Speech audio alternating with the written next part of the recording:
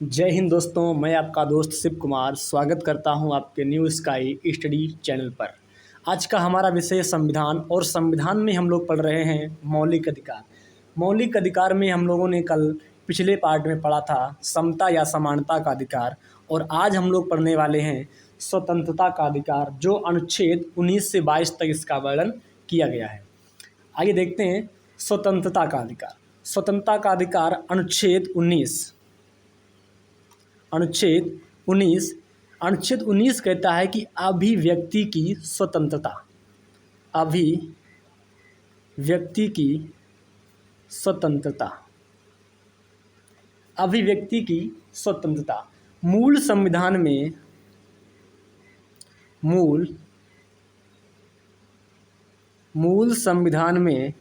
7 तरह की बोलने की स्वतंत्रता का वर्णन किया गया है। मूल संविधान में 7 तरह की बोलने की स्वतंत्रता का वर्णन किया गया है। मूल संविधान में 7 तरह की स्वतंत्रता का वर्णन किया गया है, लेकिन अनुच्छेद 19F जो कि संपत्ति का अधिकार है, अनुच्छेद 19F संपत्ति का अधिकार हटा दिया गया है, जो अब कानूनी अधिकार बन गया है। इसे कब हटाया गया तो देखते हैं 44वां संविधान संशोधन 1978 ईस्वी को, 44वां संविधान संशोधन 1978 ईस्वी के द्वारा संपत्ति का अधिकार जो अनुच्छेद 19F में रखा था उसे अब हटा दिया गया। अब देखते हैं जो बची हुई हमारी स्वतंत्रता है 6 तरह की, उसको अब देखते हैं। नंबर 1 आता है अनुच्छेद 19A। अनुच्छेद 19A क्या कहता है? अनुच्छेद 19A कहता है कि बोलने की स्वतंत्रता,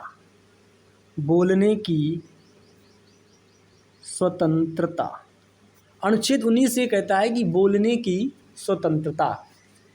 अनुच्छेद 19 से हमें बोलने की आज़ादी देता है, हम कहीं पर भी अपनी बात को स्पष्ट रूप से रख सकते हैं, तो वो अनुच्छेद 19A है जो हमें बोलने की आज़ादी देता है। अब आता है अनुच्छेद 19V। अनुच्छेद 19V कहता है शांतिपूर्वक बिना हथियार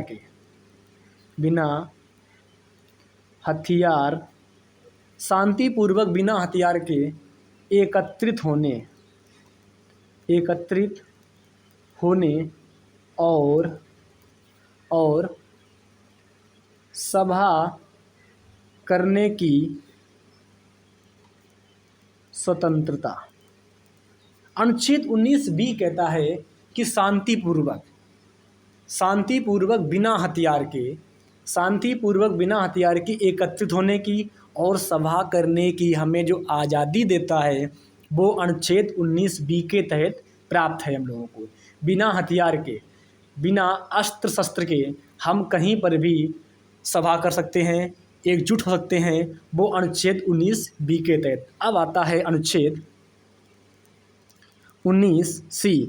अनुच्छेद 19 कहता है संघ बनाने की स्वतंत्रता। अनुच्छेद 19C कहता है संघ बनाने की स्वतंत्रता। अनुच्छेद 19C कहता है कि संघ बनाने की स्वतंत्रता। आइए देखते हैं अगला अनुच्छेद नंबर 19D। अनुच्छेद 19D कहता है कि देश के किसी भी क्षेत्र में, देश के किसी भी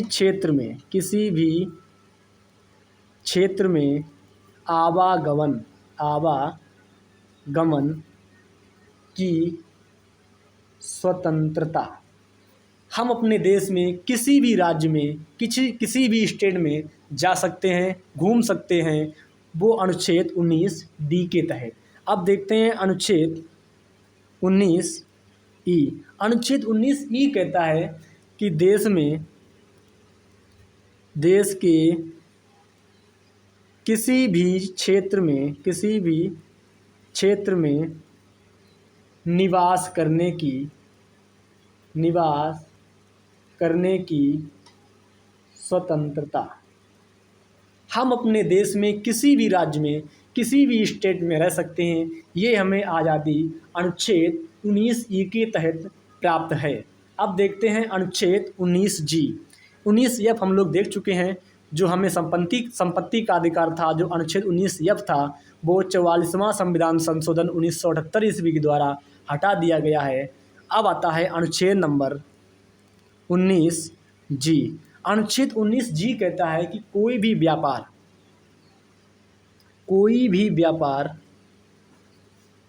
आजीविका चलाने की स्वतंत्रता।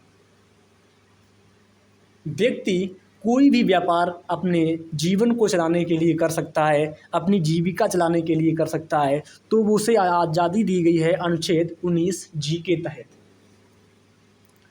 अब देखते हैं अनुच्छेद 20। 19 के बाद आता है अनुच्छेद 20 क्या कहता है? अपराधों के लिए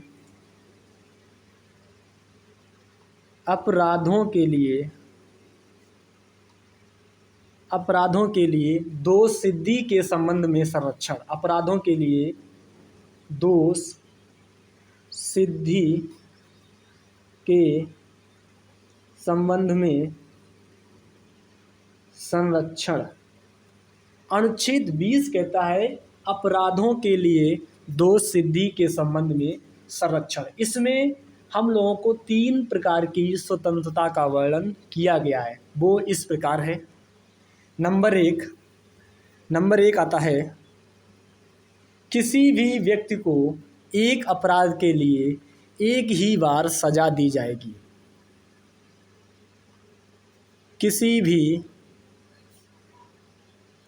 व्यक्ति को एक अपराध के लिए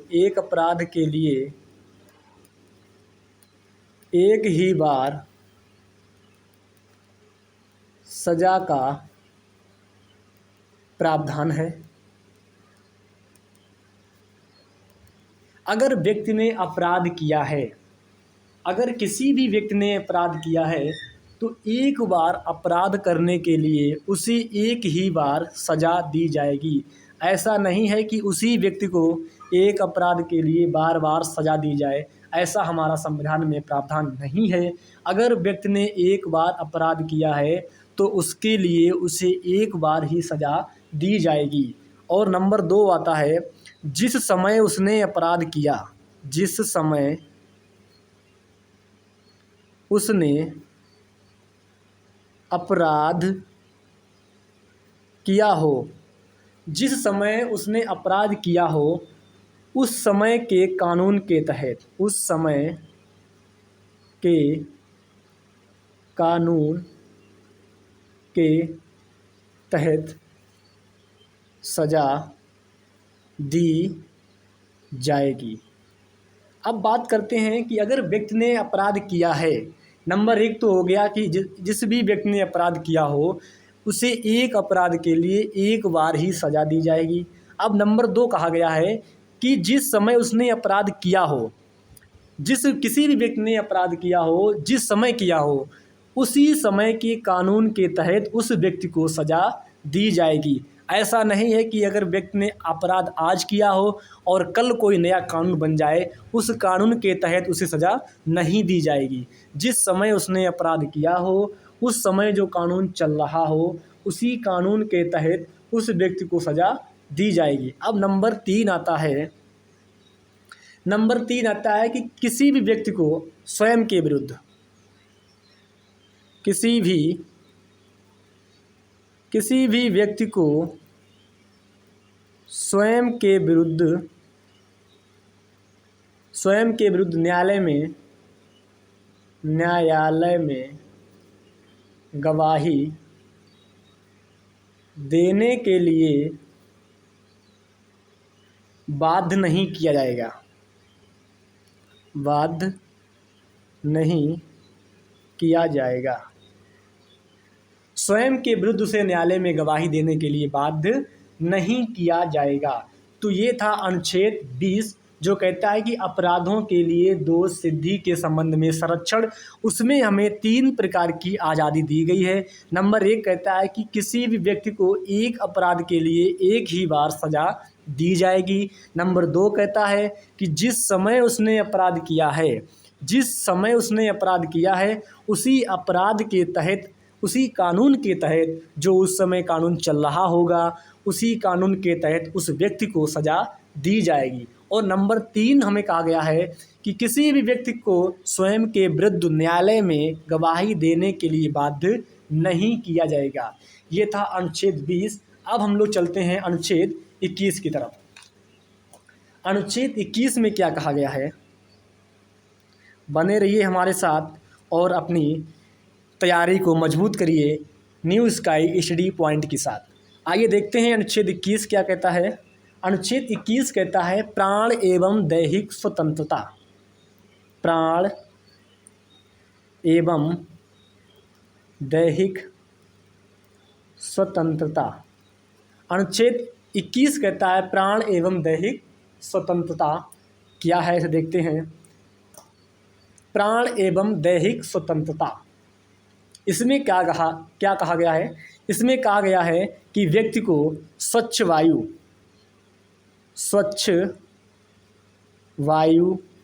शुद्ध पेयजल,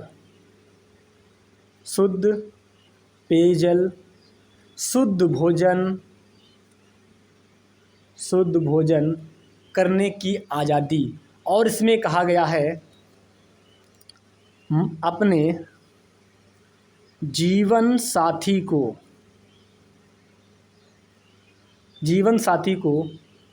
चुनने की स्वतंत्रता। जो अनुच्छेद 21 में ही कहा गया है कि आप अपने जीवन साथी को चुन सकते हैं। अनुच्छेद 21 में ही कहा गया है आप शुद्ध वायु में रह सकते हैं, शुद्ध पेयजल पी सकते हैं, आपको सोने की आज़ादी। और इसी में जोड़ा गया है निजता का अधिकार।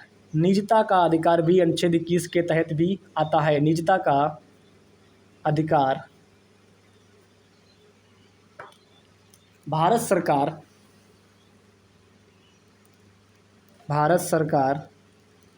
अनुच्छेद 21 के तहत अपने व्यक्तियों को, अपने नागरिकों को कह सकते हैं, अपने नागरिकों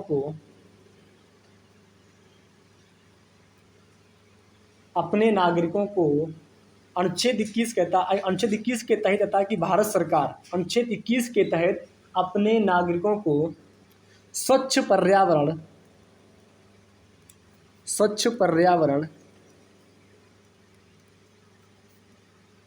उपलब्ध कराएगा। स्वच्छ पर्यावरण उपलब्ध कराएगा। इसके लिए भारत सरकार हरित न्यायाधिकरण अधिनियम 2010 पारित कराया। हरित न्यायाधिकरण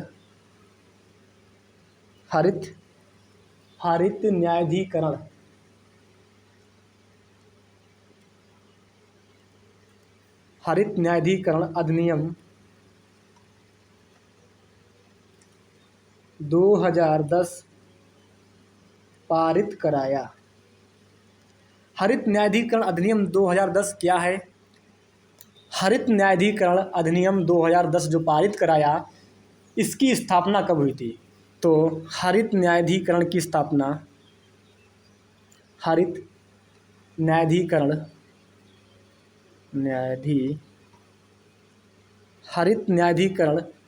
की स्थापना अक्टूबर 2010 में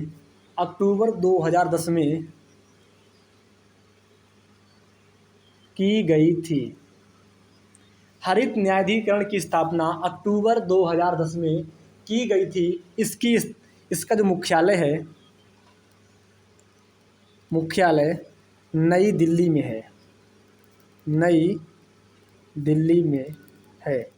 हरित न्यायाधिकरण की स्थापना 2010 में की गई थी और इसका जो हेडक्वार्टर है, मुख्यालय है, मुख्य पीठ है, वो नई दिल्ली में है।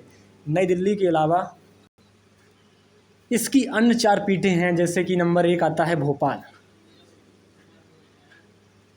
Number 1 Bhopal, number 2 Pune, number 3 Kolkata, number 4 Chennai. हरित न्यायाधिकरण की अन्य 4 पीठें हैं, नंबर 1 भोपाल में है, नंबर 2 पुणे में है, नंबर 3 कोलकाता में है और नंबर 4 चेन्नई में है। अब देखते हैं अनुच्छेद 21A। अनुच्छेद 21A। अनुच्छेद 21A क्या है? ये पहले हमारे संविधान में नहीं था। अनुच्छेद 21A पहले संविधान में नहीं था, लेकिन 86वां संविधान संशोधन 86वां संविधान संशोधन जो 2002 में किया गया था, इसमें क्या कहा गया कि 6 से 14 वर्ष तक के बच्चों को 6 से 14 वर्ष तक के बच्चों को अनिवार्य एवं निःशुल्क शिक्षा का प्रावधान किया गया है। अनिवार्य एवं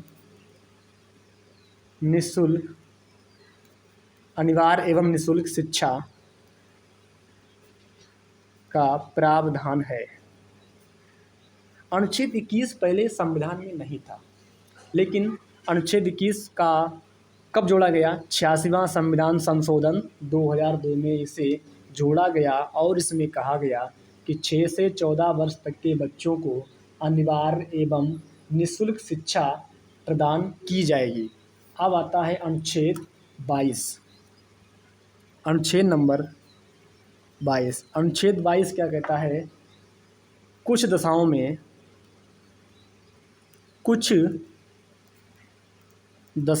में गिरफ्तारी और निरोध में संरक्षण।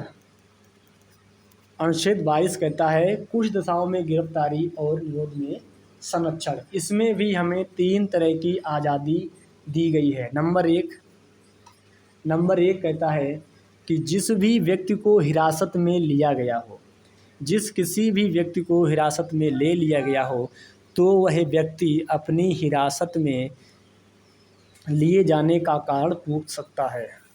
नंबर 1 कहता है हिरासत में लेने का कारण बताना होगा। अगर किसी भी व्यक्ति को हिरासत में ले लिया गया तो वह बिना डरे हिरासत में लेने का कारण पूछ सकता है कि हमें किस जुर्म के तहत गिरफ्तार किया जा रहा है। और नंबर 2 कहता है कि अगर व्यक्ति को हिरासत में ले लिया गया है तो 24 घंटे के अंदर 24 घंटे में उसे दंडाधिकारी के समक्ष पेश करना होगा आने जाने के समय को छोड़ करके। अगर किसी व्यक्ति को हिरासत में ले लिया गया है तो उसे 24 घंटे के भीतर दंडाधिकारी के पास पेश करना होगा, लेकिन इसमें एक दिक्कत है, आने जाने समय को छोड़ करके। नंबर 3 आता है उसे मनपसंद वकील चुनने की आज़ादी। उसे मनपसंद वकील चुनने की आज़ादी।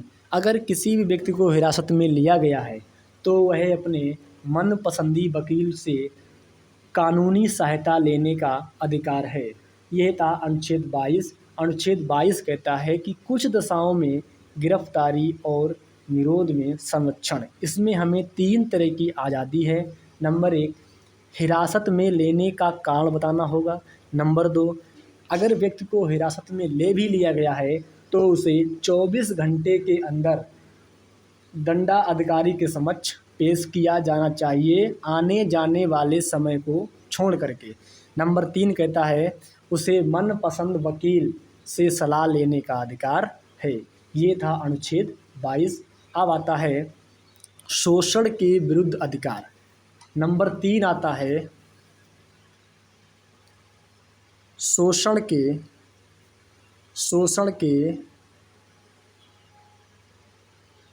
विरुद्ध अधिकार। हम लोग 2 अधिकार पहले पढ़ चुके हैं। नंबर 1 समता समानता का अधिकार, नंबर 2 अभी पढ़ा हम लोगों ने स्वतंत्रता का अधिकार। अब आता है शोषण के विरुद्ध अधिकार। अनुच्छेद 23। अनुच्छेद 23 क्या कहता है? अनुच्छेद 23 कहता है मानव के दुर्व्यापार, मानव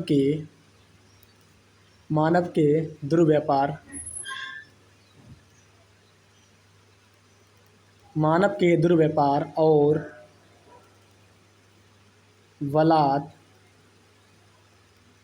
बलात् श्रम का प्रतिषेध। अनुच्छेद 23 कहता है कि मानव के दुर्व्यापार और बलात् श्रम का प्रतिषेध। इसमें क्या कहा गया है कि किसी भी व्यक्ति की आप खरीदारी नहीं कर सकते, खरीदारी या किसी भी व्यक्ति को आप बेच नहीं सकते, किसी भी व्यक्ति से ज़बरदस्ती काम नहीं ले सकते। ये है अनुच्छेद 23। अब पढ़ते हैं अनुच्छेद 24। अनुच्छेद 24 कहता है बालकों के नियोजन का प्रतिषेध। बालकों के नियोजन का प्रतिषेध। अनुच्छेद 23 था कि मानव के दुर्व्यापार और बलात् श्रम का प्रतिषेध। अनुच्छेद 24 कहता है बालकों के नियोजन का प्रतिषेध। इसमें क्या कहा गया है कि 14 वर्ष से कम आयु के बच्चों को जोखिम भरे काम में नहीं डाला जाएगा। जैसे कि कारखाने हो गए, खदानें हो गई आदि, जो भी जोखिम भरे काम हैं उनमें उनको नियुक्ति नहीं दी जानी चाहिए, अनुच्छेद 24 कहता है। जय हिंद दोस्तों, जय भारत। आज की वीडियो यहीं रोकते हैं। कल मिलेंगे भाग 3 में, जो कि हमारा होगा धार्मिक स्वतंत्रता का अधिकार। और धीरे धीरे हम अपने सफ़र की ओर आगे बढ़ रहे हैं। हमारे channel new sky study point को सब्सक्राइब करें, लाइक करें, शेयर करें। जय हिंद, जय भारत।